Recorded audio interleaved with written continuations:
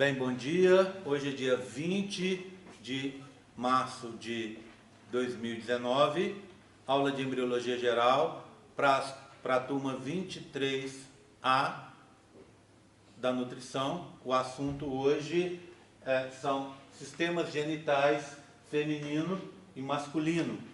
Ok? Bem, eu vou começar então falando sobre o sistema feminino e sobre o sistema feminino ou masculino.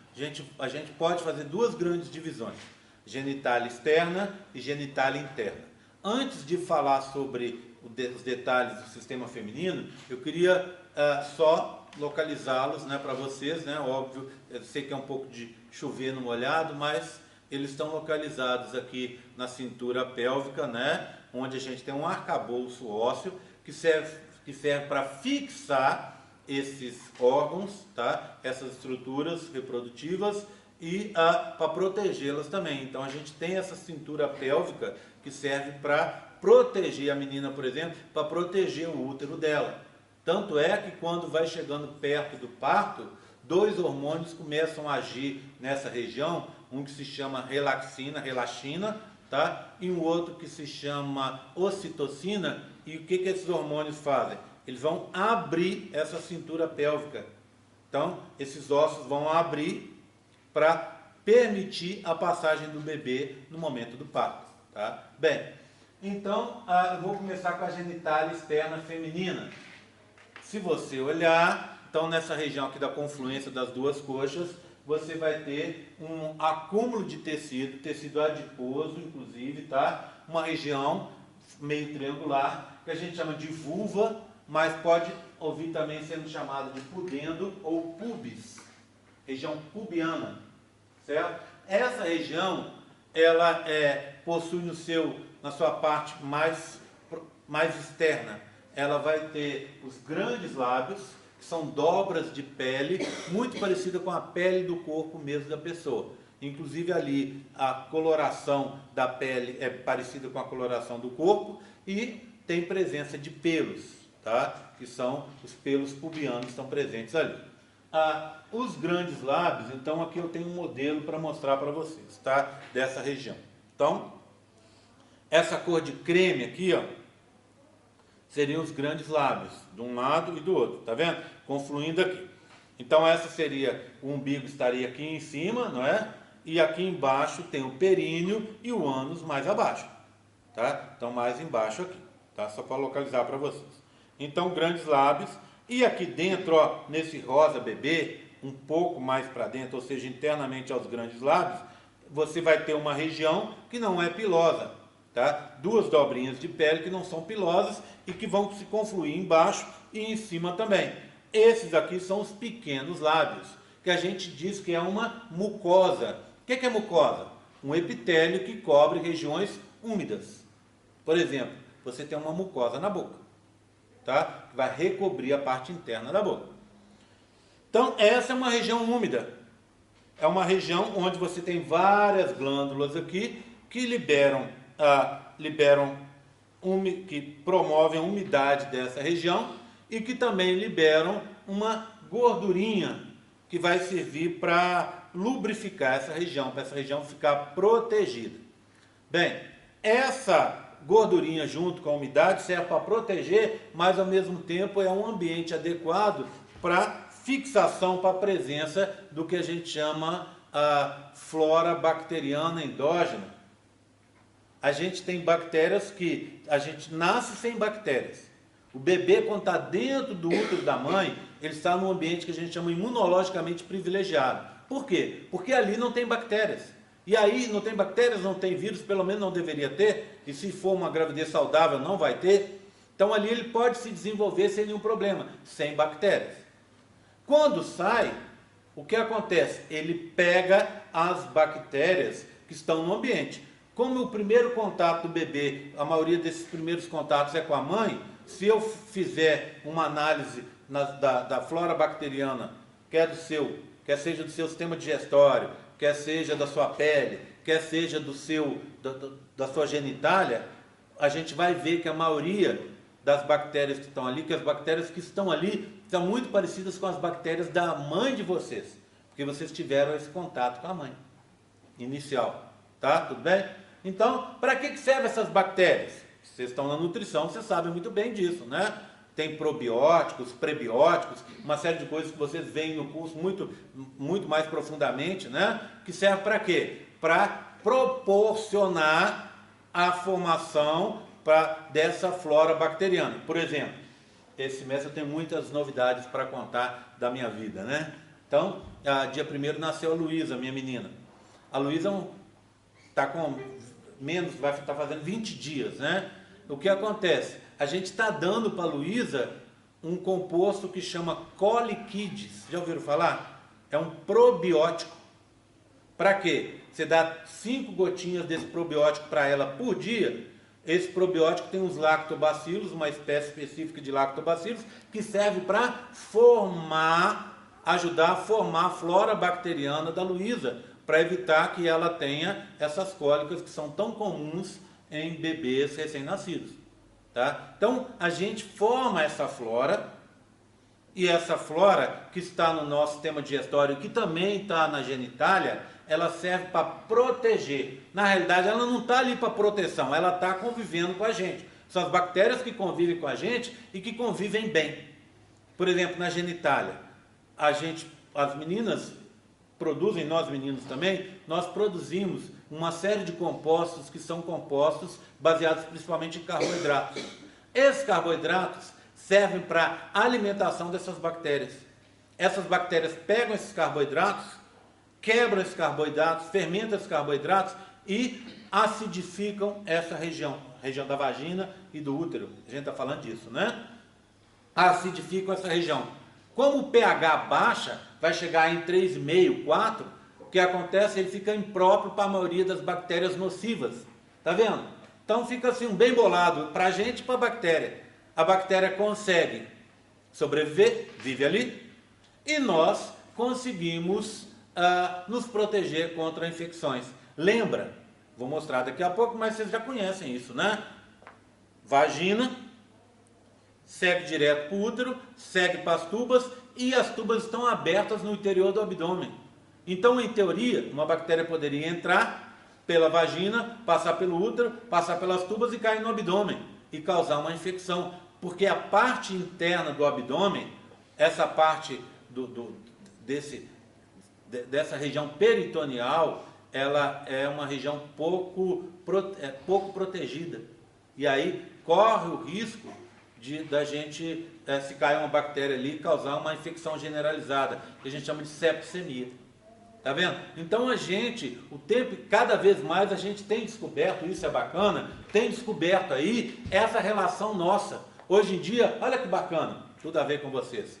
Os caras têm descoberto que essa história de obesidade e de sobrepeso e tal, tem muito a ver com a nossa flora bacteriana. Tanto é que eles fazem uma coisa hoje, que tem um nome horrível, tá? Chama transplante de fezes, tá? O que é o transplante de fezes? Você pega bactérias seleciona as bactérias de fezes, fecais, de pessoas magras. Essas bactérias são selecionadas e são introduzidas em pessoas mais gordinhas e que têm dificuldade na perda de peso. Porque vocês vão ver ao longo do período profissional de vocês que tem gente que tem uma imensa dificuldade para ganhar ou para perder peso. E muitas vezes tem a ver com essa flora bacteriana que está nos intestinos da pessoa. Eles fizeram isso e tem umas pesquisas bem bacanas com ratinhos, incríveis. Eles fizeram esse transplante e tinham uns ratinhos de uma linhagem que normalmente engordava, virava uma bola, não conseguia nem andar. Aí eles fizeram o transplante de fezes em alguns ratinhos e outros não.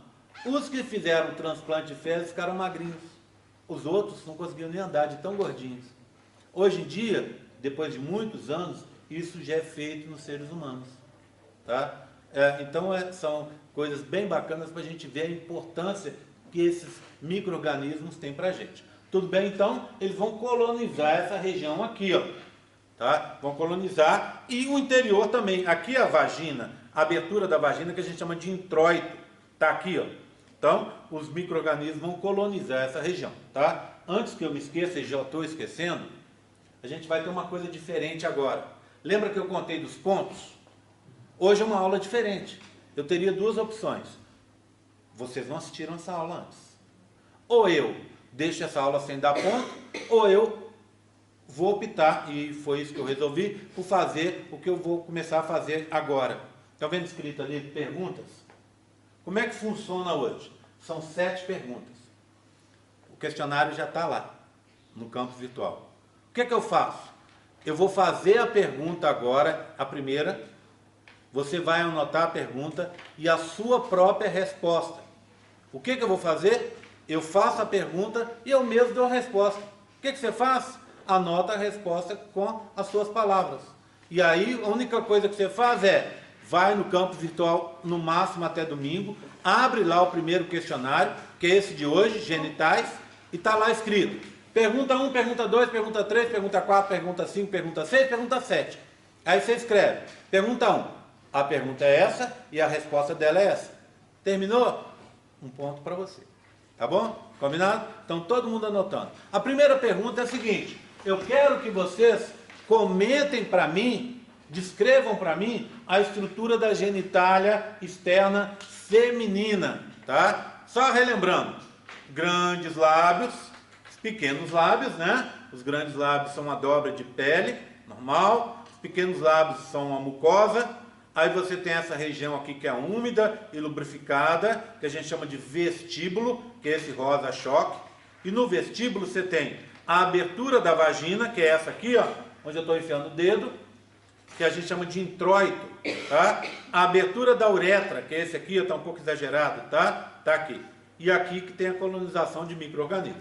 Tá bom? Bem, então, ó, vulva ou pudendo, essa região, grandes lábios, pequenos lábios, vestíbulo, abertura da uretra, o introito, a abertura da vagina, e por último, na confluência dos dois pequenos lábios, aqui em cima, ó, é essa região que está aqui. Essa região é o que a gente chama homólogo do pênis. É uma região similar ao pênis. O que que eu quero dizer com isso? Quero dizer o seguinte, que lá com 12 semanas, quando você está definindo lá dentro do útero da sua mãe, você estava lá dentro, você definiu a genitália externa. É por isso que com 12 semanas, normalmente a ginecologista vai pedir, a obstetra vai pedir para a mãe fazer um ultrassom, para que ela consiga saber o sexo da criança. Você pode até, esse ultrassom você vai fazer de qualquer forma, porque não é visto só isso. Se você não quiser, você fala, não quero saber do sexo. Pronto. Por quê? Porque com 12 semanas se define essa genitália externa. Existe uma projeção para fora que se chama falo. Tá? Esse falo, ali com 12 semanas, ele vai gerar a vulva, e aí ele é só uma pontinha para fora e aberta embaixo. Então imagina, é uma coisa aberta embaixo com uma pontinha para fora assim. Na menina, ele vai continuar assim, aberto embaixo e com a pontinha. A parte de baixo vai formar os pequenos e os grandes lábios, assim. Assim.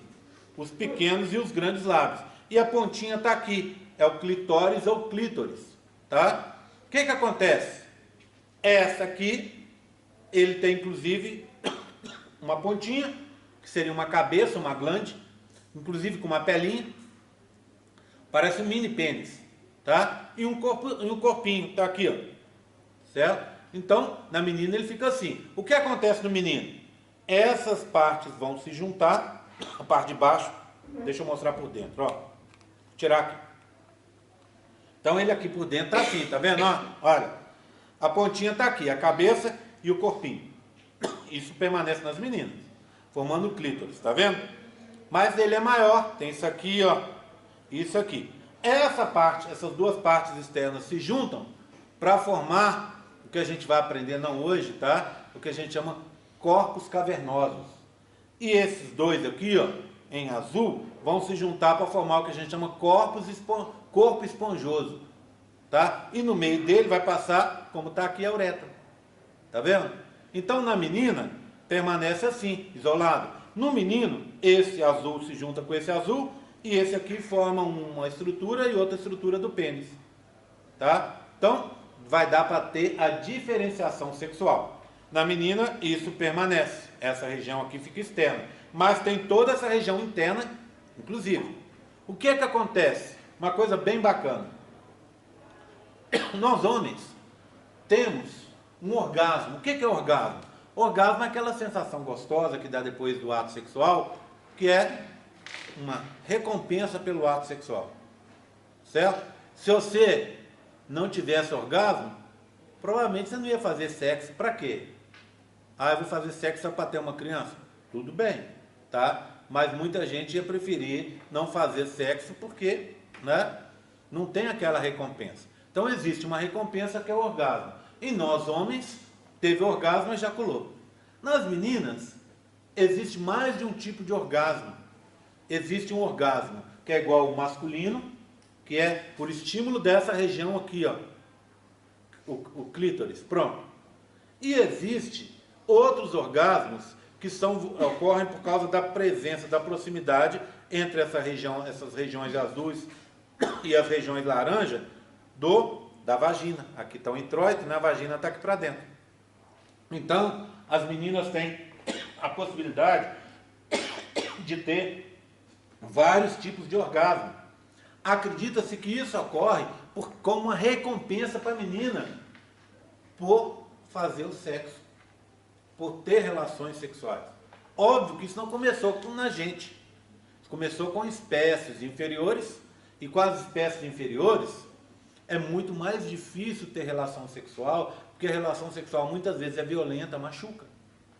Então, para que uma fêmea de leão, por exemplo, uma leoa vai ter uma relação sexual com um leão e se machucar naquela relação? Melhor não ter, não é? Melhor não ter, fica preservada. Para que ela vai ter filhotes se ela põe o próprio corpo dela em risco, a vida dela em risco? O filhote acaba sendo uma consequência. A fêmea não sabe que tendo relação sexual ela vai ter filhote. A leoa não sabe disso. Mas ela tem relação sexual porque tem um coquetel hormonal que age naquele momento, e esse coquetel hormonal leva ela a ter a vontade de fazer sexo, tá? Aumenta a libido dela, tá? E aí ela tem a relação sexual, e como consequência da relação sexual foi desenvolvido evolutivamente os orgasmos para dar esse prazer para ela. Bem, em nós homens, um tipo só. Nas meninas, vários. Nas fêmeas, vários tipos, por causa dessa proximidade, dessa estrutura que está aí. E como a fêmea é a parte mais prejudicada, entre aspas, nessa relação sexual, é interessante que, ao longo do tempo, foram desenvolvidas formas dela se dar bem com isso. Tá bom, ok? Então, vocês entenderam como é que é a estrutura e viram que essa proximidade da estrutura que dá a chance de ter mais tipos diferentes de orgasmos, tá? Agora, orgasmo na menina só vai funcionar se ela tiver estímulo. São aquelas preliminares da relação sexual. Então, elas têm que ocorrer. Relação sexual sem preliminar, para o homem, é bom. Aliás, não é nem tão bom assim, né, meninas? Mas para a menina é péssimo. Sem aqueles carinhos iniciais é péssimo. E eu vou mostrar o porquê agora, na hora que eu for falar de genitália interna. Então a primeira pergunta foi, né? Tá ali. Tá? A segunda pergunta, então, daqui a pouco eu vou fazer, mas antes de fazê-la eu vou falar sobre vagina. O que acontece com a vagina? Vagina, então vocês viram a abertura aqui, né? Vou pegar daqui e vou trocar de modelo, ó. A abertura está aqui e a abertura está... Vou pegar esse. Pronto. A abertura está aqui. O que é que você tem? A vagina está aqui por baixo. Em cima é a abertura da uretra, aquela que nós já vimos aqui, ó. Essa de cá, ó. A abertura da uretra. Está aqui, ó. Aqui. Tá? Aquela está em verde, a uretra. Certo? Então a uretra vem direto da bexiga, ó. Aqui. Né? Aqui, vagina, que segue pelo útero afora. Está aqui. Tubas estão aqui e os ovários do lado de cá. Daqui a pouco a gente vai mostrar de novo esse modelo. Eu quero agora mostrar esse modelo desse, mas um pouco mais simplificado, que é esse aqui, ó. Então, se você olhar, está a vagina, que é um tubo que tem mais ou menos... Seu útero é um pouco menor que isso aqui, tá? De verdade. Então, ele é, se você fechar a mão, ele é menor que a sua mão fechada. É menor que isso aí, tá? Então, o que acontece? Ele é pequeno. Então, esse útero talvez fosse de uma mulher que já tivesse tido um bebê, tá? Porque quando você tem um bebê, seu útero cresce bastante, ele volta para o tamanho quase normal, ele fica um pouco maior. Então, aqui estaria o útero de uma mulher grávida, que já teve um bebê. Já foi grávida, né?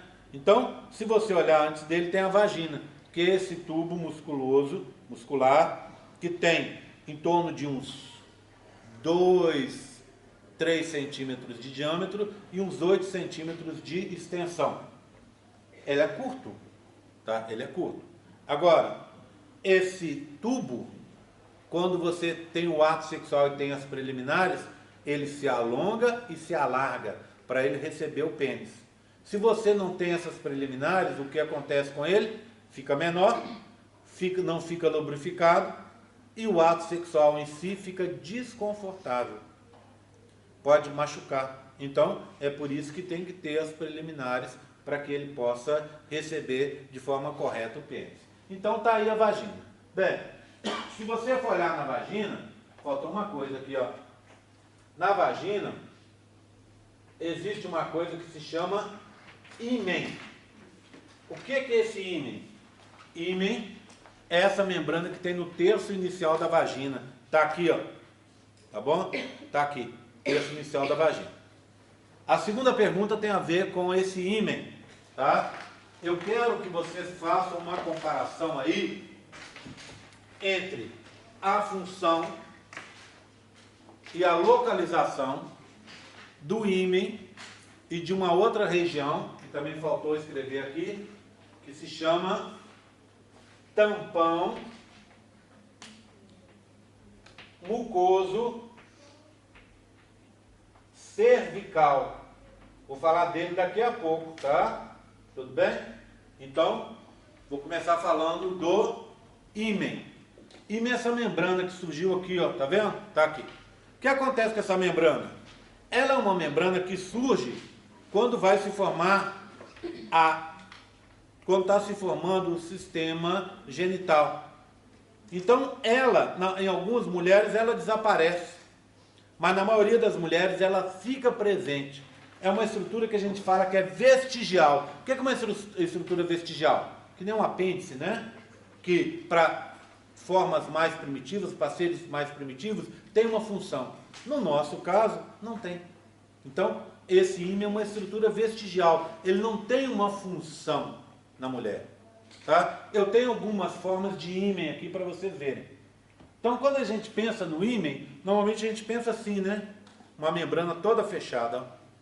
Mas, na maioria das vezes, o ímen tem aberturas. Olha aqui, ó. Um com uma pequena abertura, micro perfurado, um multiperfurado aqui, um com uma perfuração central, outro com outra perfuração, um na forma de estrelinha, tá vendo? Olha, duas aberturas laterais, grandes e menores, uma abertura na forma de um U, tá vendo? Uma abertura parecendo um ovinho embaixo, uma abertura parecendo um ovinho em cima, tá vendo? Tá? E um ímen, aqui eu coloquei só para mostrar para você, um ímen totalmente aberto, tá? Então você tem desde o ímen totalmente fechado ao ímen totalmente aberto, tá? Com várias variações. Vê bem, imagina você ter um ímen totalmente fechado.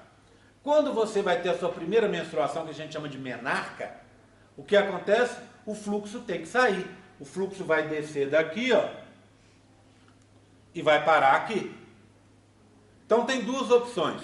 Ou o ímen vai se romper, ou ele vai ficar o fluxo parado aqui, vai dar um febrão danado, uma infecção danada, e você vai ter que ir no médico, e ele vai ter que fazer vem com o bisturizinho e faz um corte aqui, ó, para que esse fluxo possa sair. O médico arrebenta o ímen, tá? Bem, isso pode acontecer se ele for totalmente fechado, mas como vocês viram, na maioria dos casos, ele é aberto.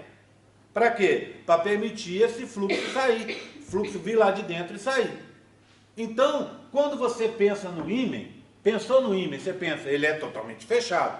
Para quê? Óbvio, para proteger o interior do meu útero e o interior da vagina. Só que a gente vê que, na maioria dos casos, ele é aberto. Por quê? Porque ele não protege, ele não serve para isso.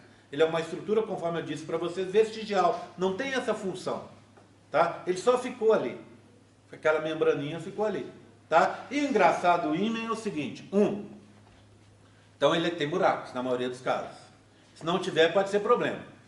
2, você pode perdê-lo na primeira relação sexual.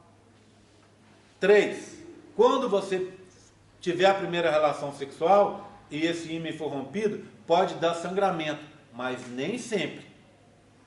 Tá? Na maioria dos casos, os sangramentos nas relações sexuais são por causa daquilo, a ausência das preliminares. Porque a menina ficou nervosa e aí a genitália dela estava seca e aí o pênis, ao friccionar ali, machucou.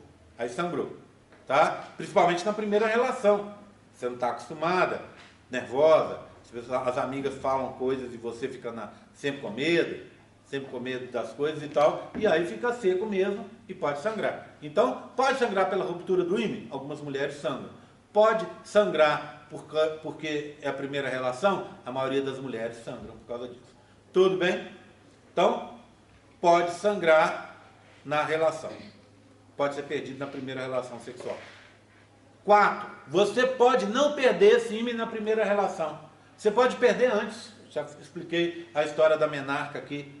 Mas você pode perder ainda na infância de forma natural e nem saber que perdeu. Não é? Então, quando você vai ter a primeira relação, você já não tem nem ímã. Ok? E existe um quinto e último caso da menina que pode reconstituir naturalmente o ímã dela. Se ela fica um período grande sem ter relação sexual, esse ímã naturalmente se reconstitui. É o que a gente chama ímã complacente. Ele se reconstitui naturalmente. E aí, o que acontece? Se a menina tem dor e tem sangramento ao romper o ímã, toda vez que ela tiver um ato sexual, se ela não tiver atos sexuais mais constantes, toda vez que ela for ter, ela tem sangramento e às vezes dor. Tá vendo? Então, entenderam essa história de ímã? Ímã é muito mais, ou é muito menos do que se fala por aí. As pessoas falam de ímã, nossa, aquela menina não serve para casar para mim, ela não é virgem mais, ela não tem o... Ah, mas como é que você sabe que ela não é virgem? Ela te contou? Não, mas é porque eu tive uma relação sexual com ela, e segundo ela eu fui o primeiro. Você ser o primeiro pode, você não pode ser o segundo, imagina. Né? Eu tive uma relação sexual com ela e notei que ela não sangrou. Então ela falou mentira para mim. Olha que absurdo. Que absurdo. Quer dizer, ela pode estar falando a verdade. E mesmo que ela esteja mentindo, qual o problema? Qual o problema? Mas infelizmente na cabeça machista e babaca de muitos caras que a gente tem aí, alguns inclusive próximos da gente, né?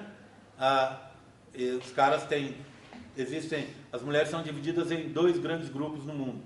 Aquelas para casar, que tem que ter ímã, e aquelas que não são para casar, aquelas que já perderam o ímã por aí, né? Então você vê que absurdo, como a cabeça nossa em pleno 2019 tá ainda atrasada, né?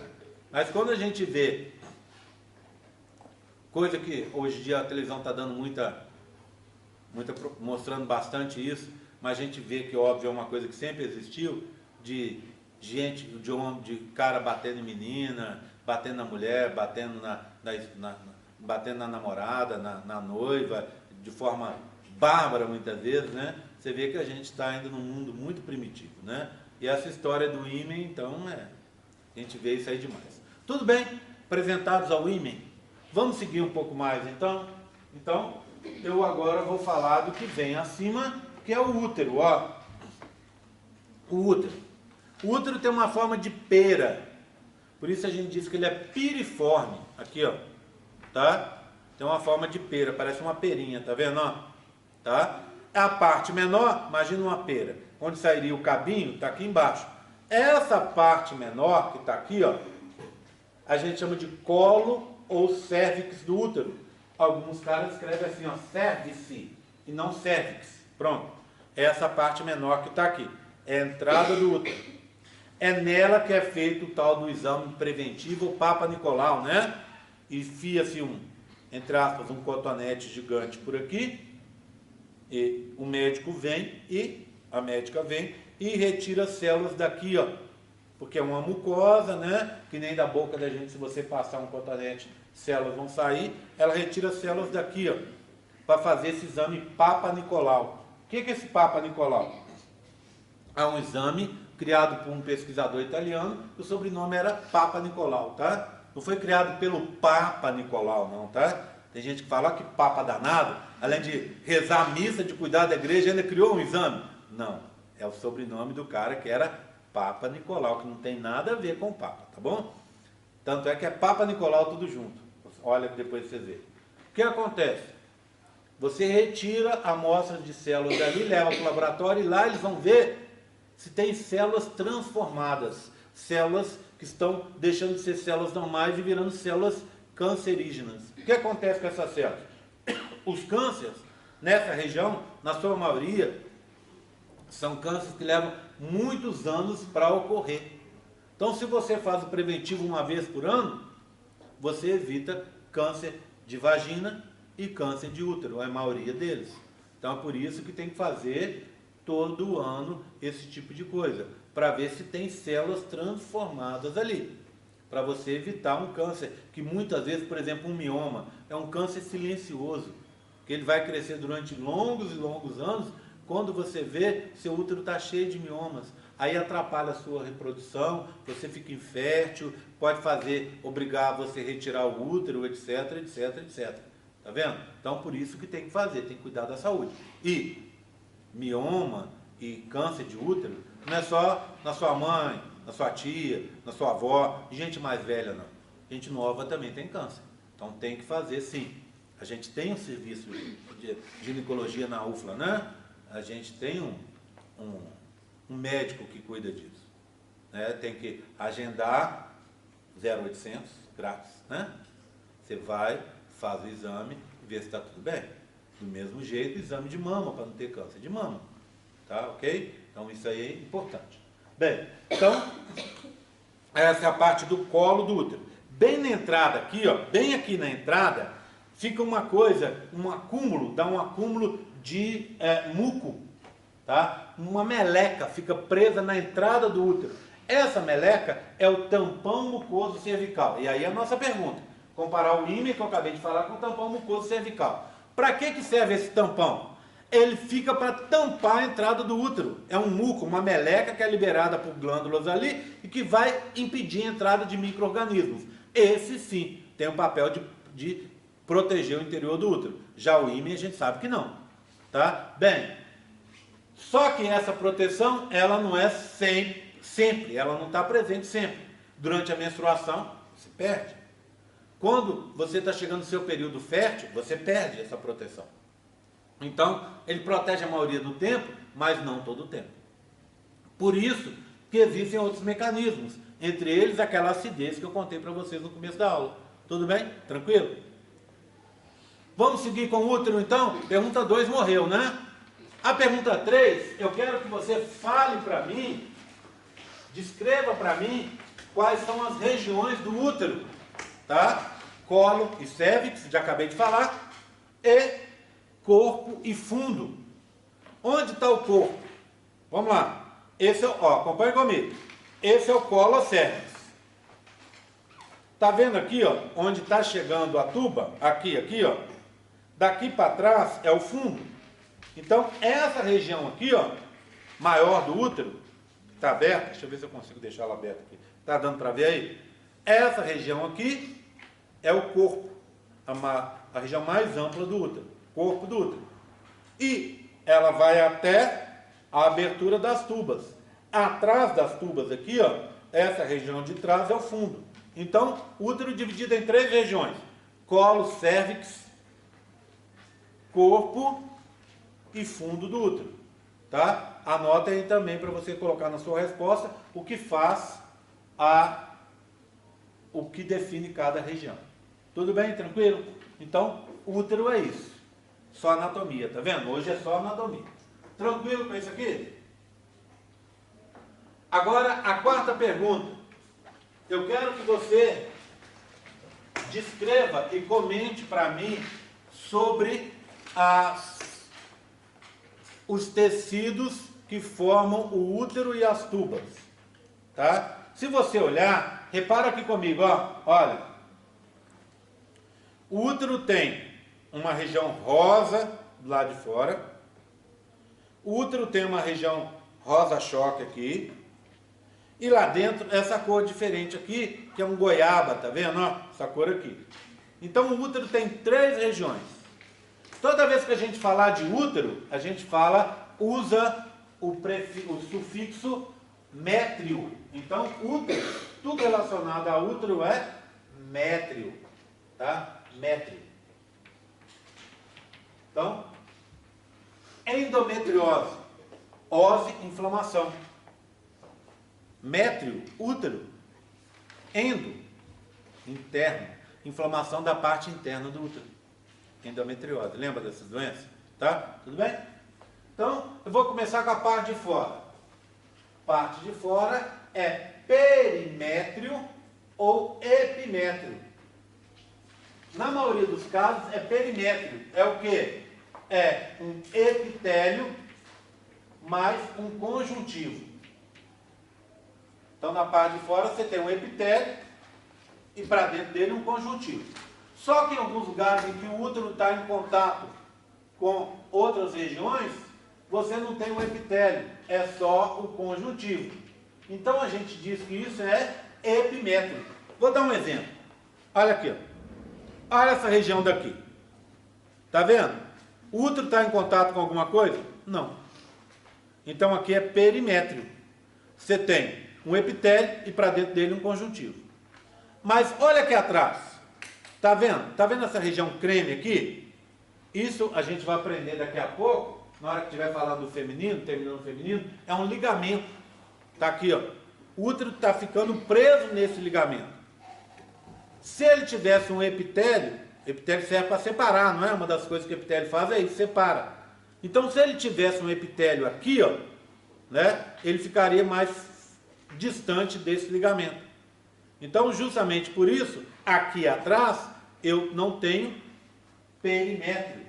Eu só tenho conjuntivo. E aí a gente diz que isso é epimétrio. Então, parte de fora do útero. Perimétrio e epimétrio. Ok? Que está aqui indicado pelo rosa, ó. Aí, você vai ter uma parte de músculo liso, que é a maioria do útero. Músculo liso, a gente chama de mio, prefixo mio. Músculo liso do útero, miométrio. E a parte de dentro do útero, que é a última, que ali no meu modelo está de goiaba. Parte de dentro, útero, endométrio.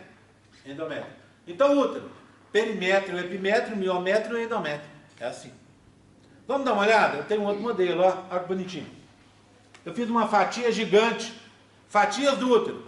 Imagina então eu pegar esse útero aqui, ó, e fatiar uma regiãozinha dele, para a gente poder ver. Do lado de fora, ó, pode ter regiões que tem epitélio e conjuntivo. Tem regiões que só tem conjuntivo. Então é perimétrio, assim, em algumas regiões, e epimétrio em outras, sem o epitélio. Depois, músculo liso, miométrio. Para dentro, tudo para dentro, ó, é endométrio. Isso tudo aqui é um endométrio. O endométrio é subdividido em 2 áreas. Essa aqui, ó, que equivale a 1/3 do endométrio. 1/3. É o que a gente chama de extrato basal. 1/3. E óbvio, a outra equivale a 2/3. Então essa, ó, 1/3, extrato basal. E esse aqui, ó, são 2, extrato funcional. 1/3, 2/3. Tá bom? É extrato com S, olha lá. Quase que alguém já olhou e falou assim, professor ignorante. Olha lá, já peguei o professor errando no português. Esse extrato é extrato com S mesmo. Extrato com X é extrato de tomate, né? Alguma coisa que foi extraída. Esse extrato é extrato de estratificar, de camada. Então é extrato com S mesmo. Extrato na base. Esse na base, basal, ele fica mais perto, tá vendo, é o laranja? Ele fica mais perto do miométrico. E esse aqui fica mais perto da luz, ou seja, da parte interna do útero, ó, da parte interna do útero. Esse extrato funcional é muito fácil de guardar. Você vai perdê-lo todo mês.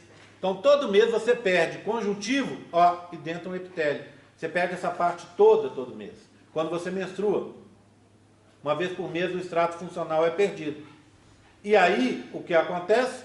Depois ele é reposto pelo extrato basal. O extrato basal sofre mitose e repõe o extrato funcional. Tá? Então é isso que você perde todo mês, durante a sua menstruação. Tudo bem? Tranquilo? Tranquilo? Hoje é anatomia, não é? Tá? Vocês já viram que eu estou olhando toda hora as horas para dar tempo de falar do masculino e feminino. A partir da semana que vem, na hora que a gente tiver o nosso... Vocês já tiverem assistido a aula, vocês vão ver que eu estou bem mais relaxado, porque vocês já viram. Tá? Aqui hoje eu tenho que explicar tudo tintim por tintim. Se vocês já tivessem visto a aula, estava mais fácil. Né? Então, hoje nós estamos fazendo desse jeito. Mas na aula, a partir da aula que vem, vai ser feito daquela outra forma. Por favor, na hora de fazer o questionário, não copie de ninguém. Faça o seu. Tá? Não copie da internet. Não é pesquisa que eu quero que vocês façam. Quero que você mostre que você entendeu aquilo. Tá? Eu vou olhar os questionários. Se tiver plágio, a pessoa vai perder os pontos. Eu olho. Sou CDF até onde vocês puderem imaginar. Sempre fui. Tá? Então, eu gosto das coisas bem feitas. Tanto o que eu faço, quanto o que vocês fazem. A gente está aqui para aprender, não só a embriologia, mas aprender a ser gente. Aprender a ser honesto, aprender a não fazer coisas erradas. Tá? Então, plagiar, copiar dos outros é errado. E aí a pessoa vai ser punida e vai perder esse ponto. E como eu disse, é uma faca de 2 legumes, né? Ou faca de 2 gumes, como dizem, né? O que é uma faca de 2 gumes? É bom e pode ser ruim. Pode ser bom, pode ser péssimo. Se você faz os questionários, 12 pontos para você. Se você não faz, 0 ponto para você. E aí, o seu semestre, o seu curso, passa a ter só 88 pontos para ser distribuído. E você precisa de 60. Se você pensa pelo outro lado, pelo copo meio cheio, você já tem 12. E aí falta só 48 para você ficar com 60. Vê bem. Tá? Eu estou contando isso porque a gente fica espantado. Período passado, pela primeira vez, eu dei 6 pontos assim com o questionário. Gente, na hora que eu fui corrigir, eu, como dizem no interior, eu quase caí das pernas. Sabe por quê? Eu descobri que teve gente que não fez um questionário. Dei 6 pontos. E teve gente que não foi aprovado porque não fez o questionário. Aí a pessoa chega para mim e vai falar o quê? Ricardo chegar para mim e falar: ô Jerry, está faltando um ponto para mim.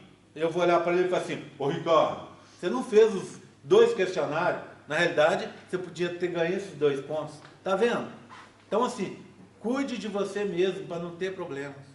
Tá? Espero que muita gente passe com acima de 90 com essa iniciativa. Tá? Espero principalmente que muita gente aprenda com essa iniciativa. Tá bom? Combinado? Posso passar para o masculino? Tá todo mundo tranquilo? Masculino agora, hein? Vamos lá? Genital externo. Olha como é que vai ser mais rápido. Pênis. Não vou falar dele hoje. Tá? Na hora que eu for falar sobre produção de gametas, vou falar sobre o pênis. Preocupa não. Então já saltamos o pênis. Eu vou começar então com a bolsa de tecido que a gente tem no meio das pernas, chama bolsa escrotal ou escroto. Lá nessa bolsa escrotal eu tenho duas estruturas que são as gônadas. Gônada.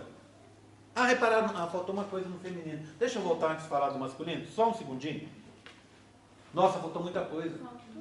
Um monte de coisa. Não, tá faltando um monte de coisa. Desculpa. Cancela o masculino e vamos continuar no feminino. Tá? Tá vendo? Eu fico apavorado porque não vai dar tempo e não vai dar mesmo. Então vamos lá, ó. Bem, falei sobre a histologia do útero. tá? E agora, continuando, o que que a gente tem? Uma ligação entre o útero e os ovários. São as tubas, certo? É o que a gente chamava antes de trompa de Falópio, certo? E que hoje são as tubas ou ovidutos. Bem, a quinta pergunta é essa. Quero que você descreva para mim as diferentes regiões das tubas. Então, se eu pegar uma tuba e der uma olhada, olha aqui, ó. Tá vendo que tem uma parte da tuba que atravessa a parede do útero? Olha aqui, onde eu estou marcando, tá vendo? Ela atravessa a parede do útero. Essa parte eu chamo de junção útero-tubária ou região intramural. Intra é dentro, mural é muro, dentro do muro. Que muro que eu estou falando? Parede do útero. Ela atravessa a parede do útero. Eu tenho ela aqui para mostrar para vocês, olha, a tuba maior, tá vendo? Mais esquematizada para a gente ver. Então aqui estaria o útero, tá vendo? Que assim, olha a parede do útero. Atravessando a parede do útero, é essa região azul clara que está aqui, que é a junção útero-tubária ou região intramural. Depois eu tenho essa região verde, tá vendo? Aqui, ó, indicado de verde. Essa regiãozinha, nessa região, a tuba fica mais fininha. E a gente, para isso, para dar nome para essa região, a gente pegou um termo da geografia, istmo. O que é o istmo? É uma faixa pequena de terra que une duas faixas maiores. Olha aqui, ó. É uma parte menor que está unindo duas partes maiores. Aqui, útero. E aqui, o resto da tuba com o ovário aqui na ponta. Tá vendo? Então, istmo. Junção útero-tubária ou região intramural. Istmo. Aqui, ó. Ampola de laranja é onde acontece a fecundação. Então, ampola ninguém esquece, porque na ampola acontece a fecundação. Bem, seguindo. Aí você tem uma região no fundo aqui, tá vendo? Final. Fundo. Infundíbulo. No fundo. Região do fundo. Infundíbulo. Na ponta dessa região, tá vendo aqui, ó? Você tem uns prolongamentos em forma de dedinhos. Esses prolongamentos a gente chama de fímbrias. O que essas fímbrias fazem? Isso aqui, ó. Olha. No seu período fértil, ela fica varrendo o ovário para captar o gameta feminino que é liberado. Então ele é liberado, elas varrem o ovário, pegam o gameta feminino, que vai passar pelo infundíbulo e vai chegar na ampola, onde vai ter a fecundação. E aí o embrião desce. Istmo, né? Céu da ampola, istmo. Depois do istmo, junção útero-tubária e vai finalmente cair no interior do útero para se desenvolver. Ok? Tudo bem? Então, tubas, tá? E por último, aí sim vou conseguir terminar a parte feminina, os ligamentos. Ligamentos servem para prender o útero e as estruturas correlatas uma na outra e deixar naqueles ossos ali que eu contei para vocês, a cintura pélvica. Olha aqui os ligamentos, ó. Tá vendo um ligamento grande aqui, ó, largo, tá vendo? Ele tá por trás do útero, por trás das tubas, por trás do ovário. Ele segura tudo, tá vendo, ó? Aqui, ó, tá de creme, tá vendo? E aqui atrás também. Esse ligamento, eu chamo ele de ligamento largo. Simples assim, ó. Olha ele aqui atrás, tá vendo? Ligamento largo. Esse creme que tá aqui. E esse creme que tá aqui. Eu tenho um outro ligamento, tá vendo, ó? Ó, aqui e aqui, ó, de laranja, tá vendo? Esse ligamento está se prendendo ao ovário. Então, ligamento ovárico. Mas, pensa, o útero está assim e ele está na posição perpendicular. Ligamento perpendicular. Ou transverso, tá? Ligamento transverso ou perpendicular, também chamado ligamento ovárico, tá? Ok? Tudo bem? E a transverso, perpendicular, ou aqui também transverso. Transverso, tá? E outros ligamentos. Olha aqui, ó. Tá vendo?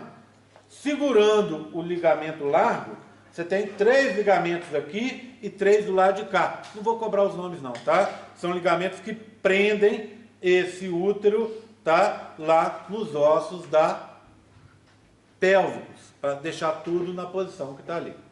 Agora sim, né? Faltou alguma coisa? Não, né? Agora gabaritei.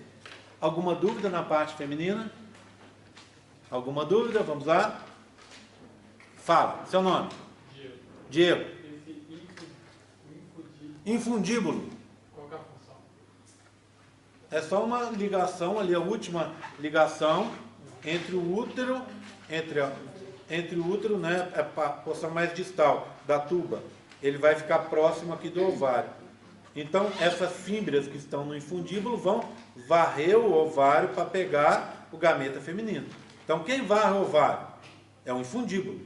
As fímbrias que estão no infundíbulo. Se tem uma função, a função seria essa. Ok? Tudo bem? Tranquilo? Mais alguma dúvida? Conseguem colocar lá no campus virtual essas respostas? Lembrem-se, façam o quanto antes, já está aberto para vocês. Não deixa para domingo às 11h58, não, tá? Que não vai dar tempo, ok? Tudo bem? Agora eu vou falar de masculino, hein? Eu tenho 15, 25 minutos, que dá para falar. São só 2 perguntas, olha ali. Muito mais fácil, tá? Então eu disse para vocês no masculino que eu não vou falar de pênis. Pênis a gente vai falar depois, da estrutura dele, tá? A gente vai ver só muito rapidamente aqui o pênis, tá? Hoje. Aí tem uma bolsa de tecido, tudo genitália externa, que fica aqui, ó, entre as minhas 2 coxas. Essa bolsa de tecido é o escroto, tá? Ou bolsa escrotal. Lá dentro eu tenho 2 bolinhas, que são as minhas gônadas, o equivalente aos ovários da menina. O que são gônadas? As gônadas é o local de produção dos espermatozoides e do gameta feminino nas meninas. A gônada masculina se chama testículo. Eu tenho 2 testículos. Repara uma coisa, o testículo está dentro do escroto. O escroto é genitália externa. Mas como o testículo está dentro, ele é genitália interna. Tá? Genitália interna. A 6ª pergunta é essa, anota aí. Eu quero que vocês contem para mim o caminho dos espermatozoides. É isso que eu vou falar doravante, tá?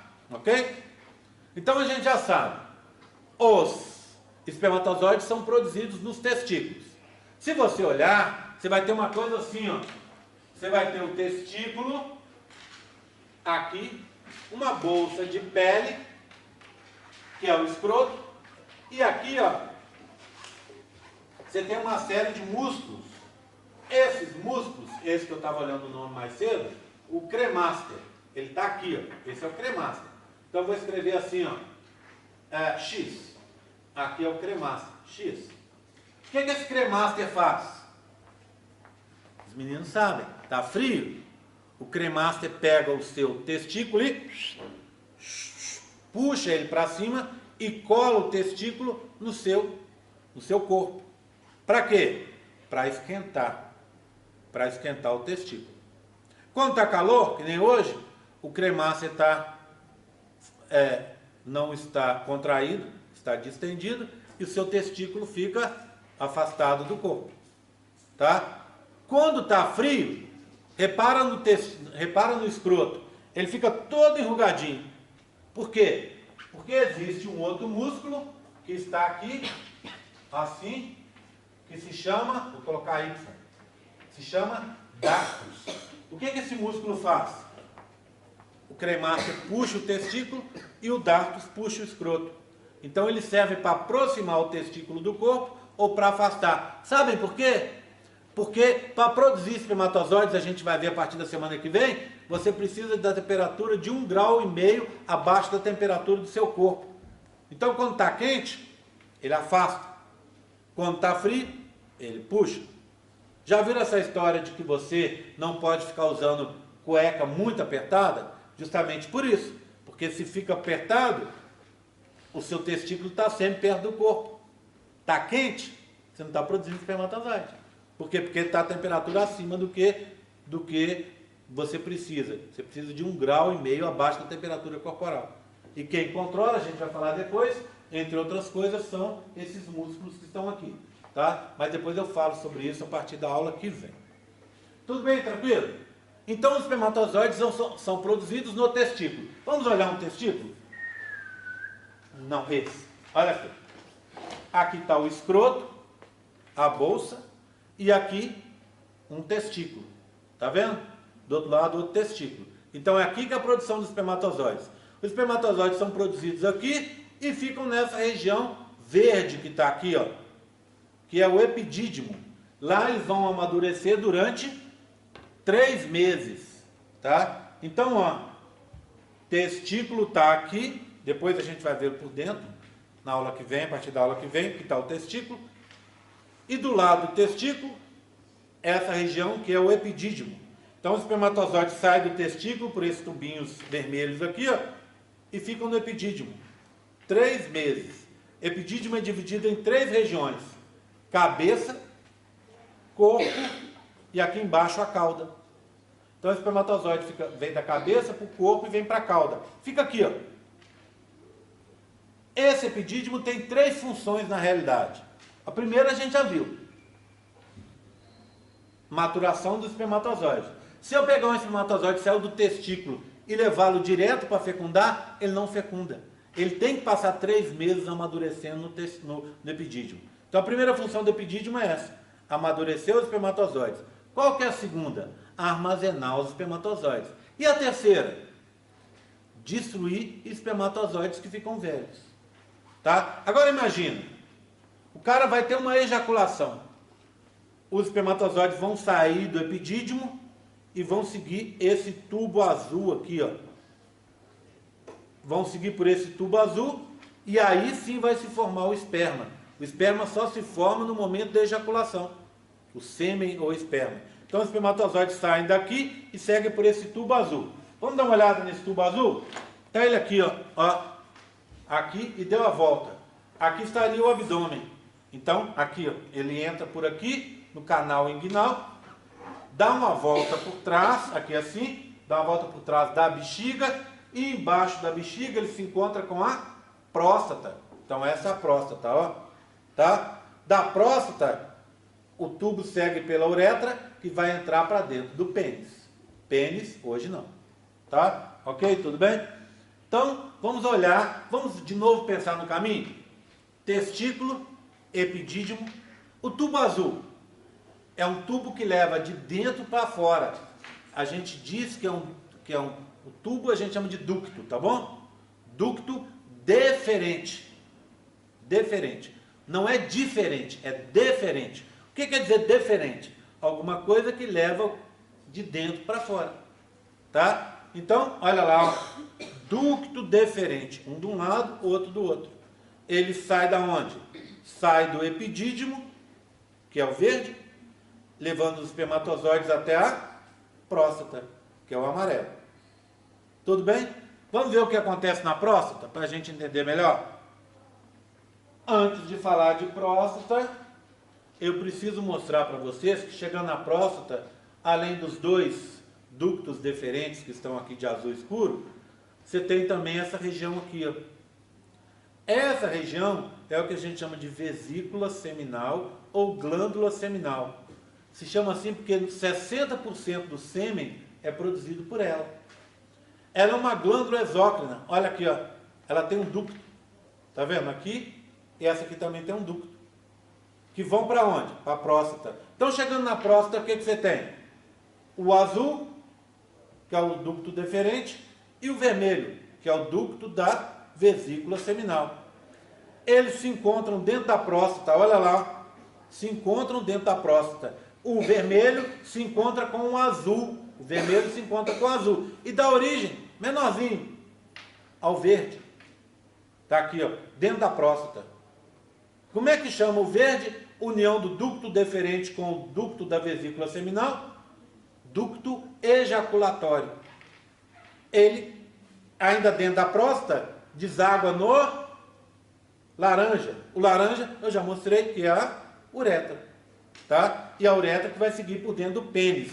Ela vai seguir aqui por dentro, aqui por baixo, tá? E vai seguir para frente até a cabeça do pênis.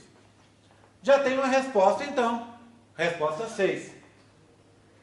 Testículo, epidídimo, ducto deferente, união do ducto deferente com o ducto da vesícula seminal no interior da próstata, formando o ducto ejaculatório e uretra. Esse é o caminho por enquanto. Esse caminho depois vai se complicar um pouco mais, porque a gente vai aprender o que acontece no interior do testículo. Mas hoje não. Tudo bem? Tranquilo? Tá? Bem, repararam numa coisa? Vou só para reforçar uma coisa que eu já falei hoje. Saúde. Quem está aí atrás provavelmente teve muita dificuldade ou não conseguiu ver o verdinho que está aqui, ó. Que verdinho é esse? Você consegue ver? Consegue, né? Que verdinho é esse? O ducto ejaculatório que está aqui dentro. Quando você vê, e quando você vem na monitoria e vê de perto e olha e tal, e faz desenhos e tal, é mais fácil para você. Eu falar o nome, ducto ejaculatório, você não viu, chegou na prova, esquece. Muito mais difícil, tá? Por isso, só para reforçar aquilo que eu contei para vocês, da necessidade de estar aqui mais perto. Tudo bem? A minha última pergunta é essa aqui, ó. Eu quero que você fale, descreva e fale sobre as glândulas sexuais acessórias masculinas. Uma eu já falei, a próstata. Outra eu já falei, vesícula seminal. E tem uma terceira que são as glândulas de Cooper, chamada também de bulbo uretrais. Antes de falar dessas, vou começar pela próstata. A próstata é aquela amarela que vocês viram. Ela é a única que é ímpar, ela é isolada, ó. Ela é só uma. Eu tenho duas vesículas seminais e na base do pênis aqui, ó, olha, aqui e do lado de cá, eu tenho duas azuis clarinhas que são as bulbo-uretrais. Então, bulbo-uretrais e vesículas seminais são pares e a próstata é ímpar. A gente sempre ouve falar de próstata por causa daquela história da hiperplasia benigna da próstata. Ou seja, um cara, depois de 50 anos, isso na imensa maioria dos homens acontece, a próstata, a parte de dentro da próstata começa a crescer. Como é que é a próstata naturalmente? Ela é mais ou menos do tamanho de uma noz, mais ou menos do tamanho de uma ameixa, assim, ó. Sabe a ameixa? Mais fácil pra gente lembrar. Ameixa? Não aquelas ameixas importadas, assim, não. Eu falo aquelas nacionais michuruquinhas, assim, ó, que a gente compra perto do Natal, né? Mais baratinhas. O supermercado fica cheio delas. A próstata é desse tamanho dela. Quando muita gente passa de 50 anos, é normal que a próstata vá crescendo. E ela pode ficar desse tamanho, ó. Do tamanho de uma laranja lima. Laranja lima não, laranja da Bahia, né? Aquela laranja grandona, assim, ó. Certo? Então, ela fica enorme e ela cresce no centro. E no centro da próstata passa o quê? A uretra. Lembra da história? Olha a uretra descendo da bexiga e passando na próstata. Olha ela aqui, ó, de laranja. Então, quando a próstata cresce, ela espreme a uretra. E o cara começa a ter dificuldade para urinar. Ele vai urinar, dá vontade de urinar, ele vai urinar, queimação e dor. Então, a maioria das vezes, a bexiga dele está sempre meio cheia, sempre com vontade de fazer xixi. Imagina aquela vez que você vai fazer xixi, você está no meio do seu xixi, meninos ou meninas? Está no meio do xixi. De repente, alguma coisa aconteceu, tocou o interfone, você tem que correr para aquela entrega que você está esperando muito. Você para o xixi no meio e vai correndo, né? Para o xixi no meio, lava a mão correndo e vai. Né? O que aconteceu? Não fez seu xixi todo. Daqui a pouco você vai voltar e vai continuar o xixi. O cara que tem esse crescimento da próstata, que a gente chama hiperplasia benigna da próstata, ele vai ter sempre essa sensação, porque ele tem dificuldade para eliminar esse excesso de urina. Parece um pouco uma mulher grávida, né? Libera um pouco, toda hora libera e não resolve. Tá bom? Ok? Então a próstata a gente conhece ela por causa disso. O que a próstata faz? Ela libera mais de 200 compostos. Dois que eu queria ressaltar hoje. Um é a prostaglandina. Prostaglandina é um total de umas 30 substâncias. O que essas prostaglandinas fazem? Uma das coisas que elas fazem é contrair músculo liso. Que músculo liso que precisa ser contraído durante esse ato sexual? O músculo que fica em volta dos ductos deferentes, da uretra, em volta do ducto ejaculatório, dentro da próstata mesmo, né? No pênis, tudo esse músculo liso, ele vai ser contraído por essa prostaglandina e vai empurrar o sêmen para frente. Lá dentro do genital feminino, a prostaglandina, que foi produzida pelo homem, age também. O que ela faz? Contrai o músculo liso do útero, e o útero, ao contrair, o que o útero faz? Puxa para cima o sêmen, suga o sêmen. Então, uma das coisas que a próstata produz é a prostaglandina, que serve para isso. Outra coisa que a próstata produz são compostos alcalinos. E essa próstata, ao produzir compostos alcalinos, ela serve para fazer aquilo que eu contei para vocês, para inativar aquele excesso de acidez que fica para proteger o seu útero e sua vagina. Lembra, se está muito ácido, não entra micro-organismos nocivos. Mas, por outro lado, não entra também espermatozoides. Então, os espermatozoides não conseguiriam entrar para dentro do seu útero. Resultado, não teria fecundação, não teria bebê. A próstata libera esses compostos alcalinos que vão elevar a acidez, que vai tender para neutralidade. E ficando neutro, os espermatozoides conseguem entrar. Então, função da próstata é essa: compostos alcalinos e prostaglandina. Vesícula seminal, também uma quantidade imensa de compostos. Tanto é que a vesícula, próstata, 25% mais ou menos do sêmen vem da próstata. Vesícula seminal, em torno de 60% do sêmen vem da vesícula seminal. Também produz uma série de coisas. Duas coisas importantes para enfatizar. Uma, a maioria da prostaglandina, olha o nome, de próstata, glandina, de glândula, composto que foi achado primeiramente na próstata. Por isso eles botaram o nome de prostaglandina. Mas que depois se descobriu que a maioria vem da onde? Das vesículas seminais. Então, vesícula seminal também produz prostaglandina, que serve para contrair músculo liso. Uma. E a segunda? Vesícula seminal produz frutose. O que é frutose? Alguém me ajuda?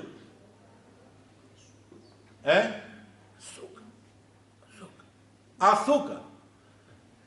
Frutose é um isômero ótico de uma glicose. A glicose, quando você vai fazer respiração celular, a primeira coisa é torcer a glicose, sem tirar átomo nenhum, você torce a glicose para que ela vire uma frutose. E aí entrar no processo de respiração celular. Frutose é o açúcar das frutas, não é isso? Fruta, ao invés de ter glicose, vai ter frutose.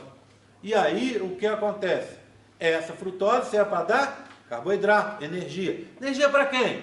Para os espermatozoides. Os espermatozoides poderem sobreviver, precisa da tal da frutose, que está vindo pelas vesículas seminais. Terceiro e último, aquela glândula que ninguém conhece. Olha ela daqui, ó, azul clarinho, ó. São uma bolinha, bolinha e bolinha. Bolinha é um bulbo, que deságua onde? Como é que chama isso aqui? Uretra. Então, as glândulas bulbo-uretrais, ou glândulas de Cooper. Ninguém conhece, ou pouca gente conhece. Mas a partir de agora todo mundo vai lembrar dela. Glândula de Cooper tem a ver com gravidez indesejada. Vou contar para vocês como ela tem a ver, por que ela tem a ver.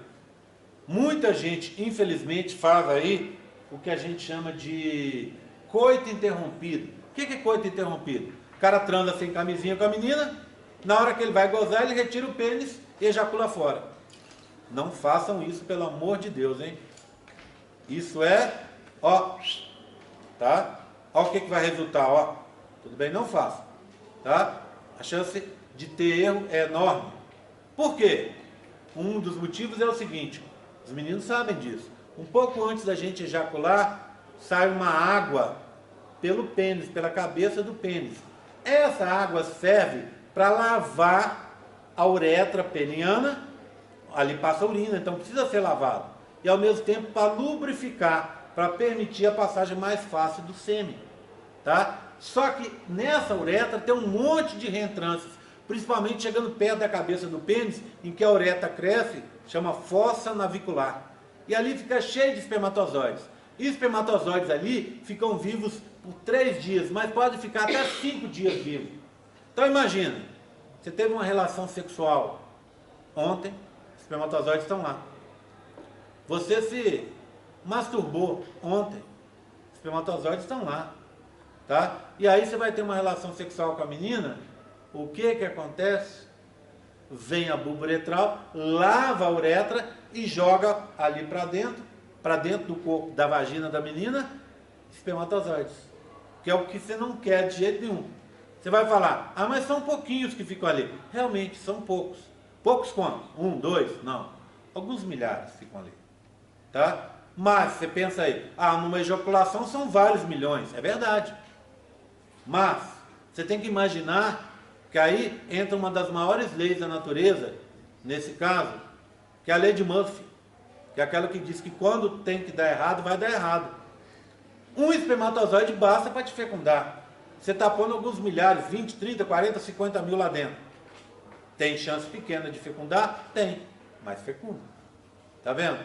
Então o que acontece? Não faça isso. Relação sexual é relação sexual sempre com camisinha. Tá na faculdade, eu tenho um parceiro fixo há muitos anos, eu confio nele plenamente. Se não confiar, é camisinha, óbvio. Tá? Parceiro novo, etc. Parceiro que você tem algum indício que está pulando cerca, camisinha.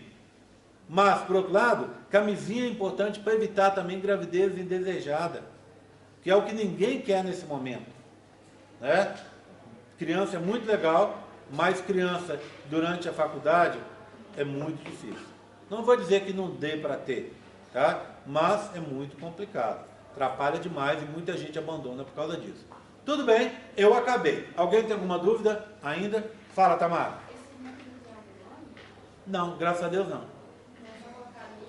É um líquido lubrificante produzido pelas bulbas uretrais. Tá bom? Tá? É um nome a menos para a gente guardar, né? Alguém tem mais alguma dúvida? Posso encerrar e fazer a chamada? Vou fazer isso agora então.